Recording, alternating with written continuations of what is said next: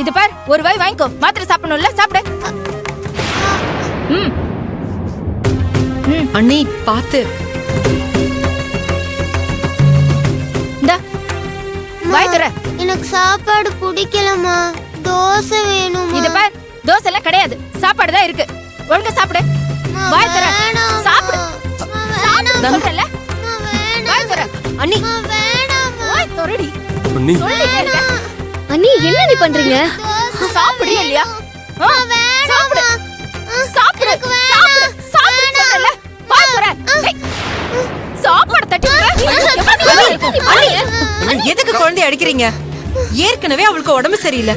தோசை கேட்டா ஊத்தி கொடுங்க, இல்லனா எங்க கிட்ட சொல்லுங்க, நாங்க ஊத்தி தரோம். இத பார் கயல், அவளை 10 மாசம் சுமந்து பெத்தவன் நான். அவளை அடிப்ப உதப்ப என்ன வேணாலும் பண்ணுவேன். அது ஏன் விருப்பம்.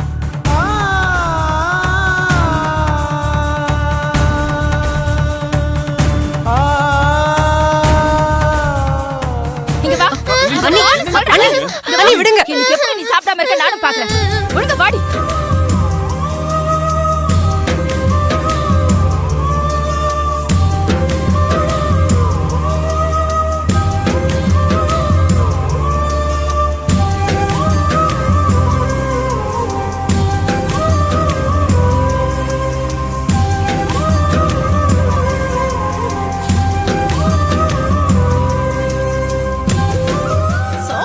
சாப்பிட மாட்டியா? உட்காரு. எதுக்கு படுத்துட்டு இருக்க? நான் உன்னை அடிக்க கூடாதா? சும்மா அழுதுகிட்டே இருக்க. அண்ணி அண்ணி அண்ணி இருங்க அண்ணி. அண்ணி எதுக்கு அனு கிட்ட இப்படி நடந்துக்கிறீங்க? ஒண்ணும் இல்லடா அண்ணி. அனு மேல நீங்க காட்டுற கோவம் அவன் மேல இருக்கிற கோவமான்னு எனக்கு தெரியல. இந்த வீட்டுல யார் மேல இருக்கிற கோவத்தை இவன் மேல காட்டிட்டு இருக்கீங்க. எந்த கோவமா இருந்தாலும் பிரச்சனையா இருந்தாலும் அதை இவகிட்ட காட்டாதீங்க அண்ணி. மனசுக்கு கஷ்டமா இருக்கு. குழந்தை இவளுக்கு என்ன தெரியும்? பாருங்க நீ, நீங்க அந்த ஹோட்டல் விஷயத்தை பத்தியே மனசுல வச்சிருந்தீங்க. எதுவா இருந்தாலும் மனசு விட்டு பேசுங்கன்னு சொன்னதுக்கு அப்புறம் தான் அதுக்கு ஒரு தெளிவே வந்தது. இப்போ மறுபடியும் என்ன நீ பிரச்சனை சொல்லுங்களேன். அண்ணி நான் கேட்டுட்டு இருக்கேன் அண்ணி.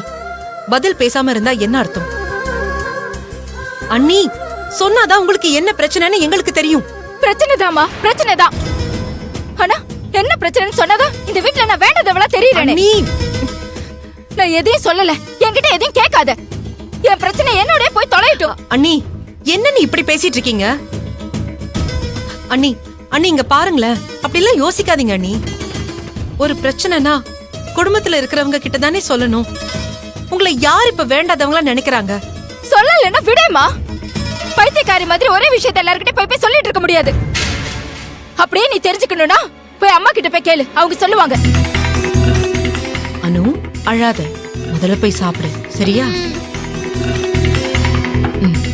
நான் வந்துடுறேன்.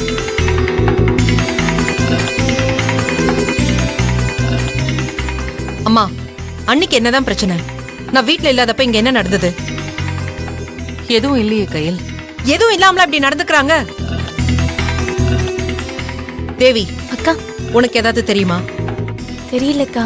ஷாலினி இல்ல நீ அப்படி ஏதாவது இருந்தா நான் அப்பவே சொல்லிருப்பேனே.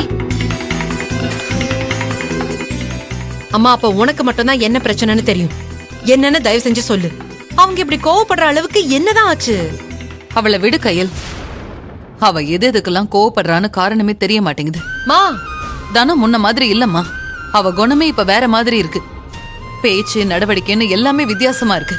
மா நீயே இப்படி பேசினா எப்படி? நடக்கிறது தான் சொல்றேன் கையில். நீ இத பத்தி எல்லாம் யோசிச்சுட்டு இருக்காத. நீ போய் சாப்பிடு. எதுவா இருந்தாலும் மூர்த்தி வந்ததுக்கு அப்புறம் பேசிக்கலாம். மா ஏதோ ஒரு பிரச்சனை நடந்திருக்குன்னு தெரிஞ்சதுக்கு அப்புறம் எப்படி அப்படியே போக முடியும்? மா மூர்த்தி வந்ததுக்கு அப்புறம் பேசிக்கலாம்னா என்னமா அர்த்தம்? அவன் கிட்ட சொல்லக்கூடிய விஷயம் என்கிட்ட சொல்ல முடியாத விஷயம் என்னன்னு எனக்கு தெரிஞ்சாகணும். சொல்ல போறியா இல்லையா நீ? ஐயோ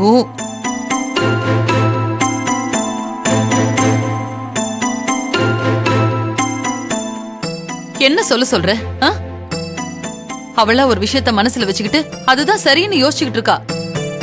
அதுக்கெல்லாம் பதில் சொல்லிட்டு இருக்க முடியாது கயல். நீ இதெல்லாம் ஒரு விஷயமா நினைச்சு மனசை போட்டு குழப்பிக்காத.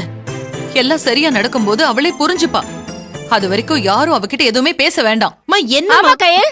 யாரும் என்கிட்ட பேசாதீங்க. ஏன்னா நான் தான் இந்த வீட்ல சண்டைக்காரியாச்சே. எது சொன்னாலும் பிரச்சனை. எல்லாத்துக்கும் நான் தான் பிரச்சனை பண்ணிட்டு இருக்கேன். நல்லா பேசுறீங்க அத்தை நீங்க. எனக்காக ஒரு விஷயத்தை கையில் கிட்ட பேசுங்கடா.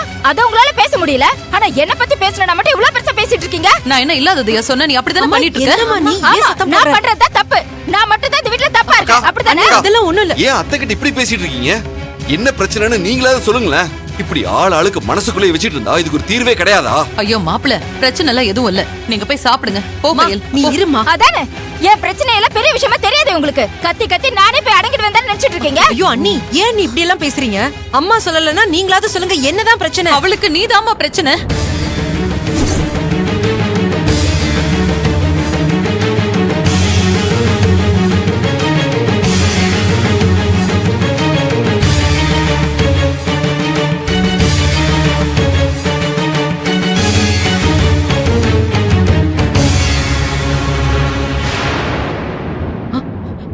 நானா? ஆமா, நீதான் பிரச்சனை. நீ பண்றதெல்லாம் அவளுக்கு பிரச்சனையா தான் தெரியுது. நான் என்னம்மா பண்ணேன்? நீ பண்றதெல்லாம் தப்புதான் கையில். நானே சொல்றேன். உனக்குன்னு ஒரு வாழ்க்கை இருக்கு, உனக்குன்னு ஒரு எதிர்காலம் இருக்குன்னு யோசிக்காம குடும்பம் குடும்பம்னு குடும்பத்தை பத்தி மட்டுமே யோசிக்கிறல்ல, அதுதான் உன் தப்பு.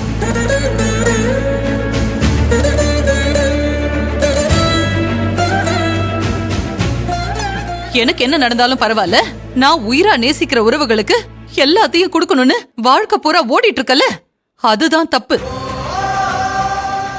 எல்லாத்துக்கும் மேல பொண்ண மாதிரியே தன்னலம் பார்க்காம இதுவும் என் குடும்பம் தான், இவங்க சந்தோஷம் தான் எனக்கு முக்கியம், இவங்க நல்லா இருக்கணும்னு நினைக்கிற ஒருத்தரை நீ கட்டிக்கிட்ட பாத்தியா, அதுவும் உன் தப்பு தான். இந்த காலத்துல கெட்டது நினைக்கிறவங்கள கூட விட்டுடுறாங்க. ஆனா நல்லது செய்யணும்னு நினைக்கிறவங்கள தான் எல்லாரும் கஷ்டப்படுத்திட்டு இருக்காங்க. அதுதான் இப்போ உனக்கு நடந்துட்டு இருக்கு. அப்போ நான் தான் எல்லாரையும் கஷ்டப்படுத்துறேன்னு சொல்றீங்களா? அண்ணி, அண்ணி அம்மா அந்த அர்த்தத்துல சொல்லல. நீங்க அப்படியெல்லாம் யோசிக்காதீங்க நீ. அதான் முகத்துக்கு நேராவே சொல்றாங்களே, இது கூட எனக்கு புரியாதா? ஆனா ஒண்ணு நல்லா தெரிஞ்சு போச்சு. உன்னை ஏதாவது சொன்னா பெத்த பொண்ணுன்னு அவங்க வராங்க. அவங்கள நான் ஏதாவது தப்பா பேசிட்டு போறேன், நீ வர. ஆக மொத்தம் இந்த குடும்பத்துல எனக்காக யாருமே வரமாட்டீங்கல்ல. அப்ப நான் மட்டும் இந்த வீட்டுல தனி மனுஷியா இருக்கேன். எல்லாரும் குடும்பமா ஒத்துமையா இருக்கீங்க, அப்படிதானே? ஐயோ அம்மா,